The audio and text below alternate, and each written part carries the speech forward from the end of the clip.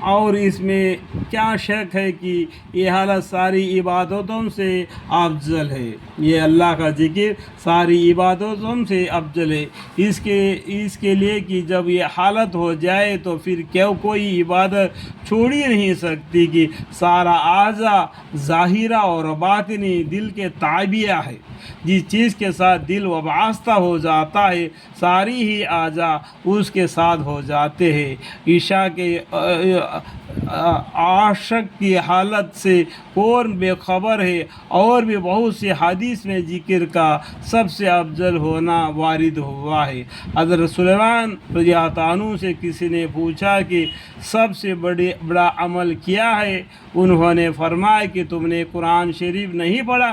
قرآن پاک میں فرمایا ہے کہ وَلَذِكْرُ اللَّهِ اکبر، اللہ کا ذکر سب سے بڑھ کر ہے، اللہ کا ذکر سب سے بڑھ کر ہے۔ اور جگہ پر فرمایا اللہ کا ذکر سے دلوں کو اطمینان ہو جاتی ہے، ٹھیک ہے، کوئی چیز اللہ کا ذکر سے افضل نہیں۔ حضرت سلیمان رضی اللہ عنہ نے جس آیت شریف کے طرف اشارہ فرمایا ہے وہ 21ویں پارے کی پہلی آیت ہے۔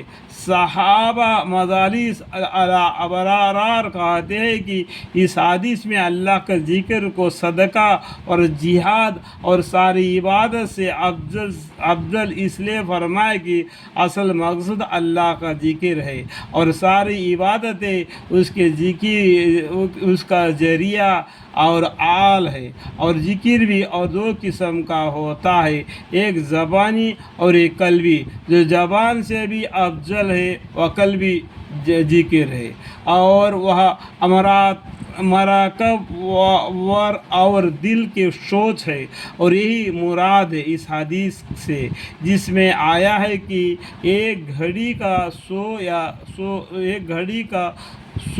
سوچنا 70 برس کی عبادت سے افضل ہے۔ ایک گھڑی بھر کی سوچنا اللہ کے ذکر کے بارے میں، دین اسلام کے بارے میں 70 برس کی عبادت سے افضل ہے۔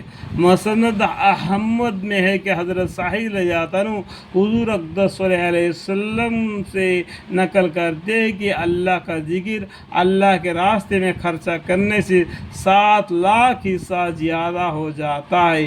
اس تقریر سے یہ معلوم ہو گیا کہ صدقہ اور جہاد وغیرہ جو وقتی چیزیں ہے اور کتنی ضرورتی کے اعتبار سے ان کی فضیلت بہت زیادہ ہو جاتی ہے، لہذا ان حدیث میں کوئی اشکال نہیں جن میں ان چیزوں کا بہت زیادہ فضیلت وارد ہوئی ہے۔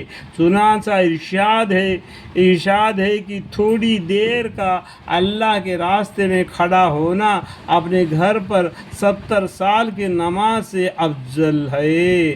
حالانکہ نماز بلا اتفاق افضل ترین عبادت ہے، لیکن کفار کے ہجوم کے وقت جہاد اس سے بہت زیادہ افضل ہو جاتا ہے۔